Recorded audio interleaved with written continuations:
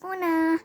Astăzi să deschidem două plicuri surpriză și oare pe care să-l deschidem? Facem așa o magie. Am luat unul. Și acesta. Haideți să le deschidem. Prima dată, haideți să deschidem pe acesta. O Hello Kitty. Bun, aici arată o farficuță. Avem farficuța la noi. Și începem să tăiem.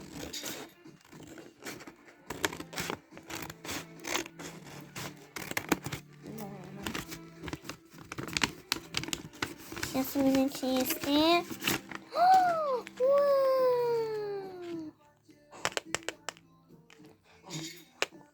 Hello Kitty. Aici avem și prietena lui Hello Kitty și două funtițe. Bun, hai să vedem ce aici.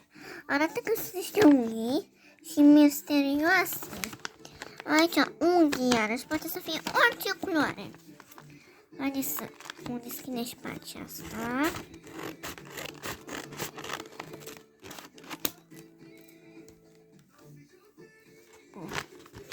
Oh my god, asta e cu capsi.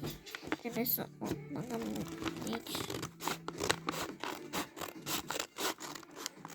Așa. Ce unde sunt?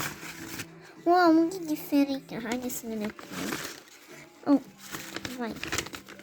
Așa. Asta, cred că nu o să din mijloc.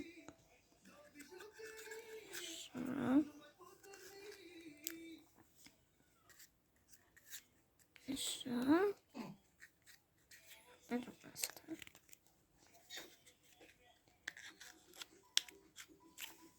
Bun, așa mi-arată mâna. Și îmi place foarte mult aceasta cu Hello Kitty. Bun. Haideți să mai deschidem încă o cutiuță și cam acesta a fost episodul. Ce arată? Un ochi? Oare ce facem noi cu un ochi? Haideți să vedem. Bun, aici este așa. Bun, am tras. Uite de aici. Începe. Voi. Așa. Bun, am desfăcut. Hai să vedem ce este. Un ochi! Este la fel ca în poză. Wow, un ochi și este de dulce. O să mâncăm mai târziu. Bun. Am terminat toate astea.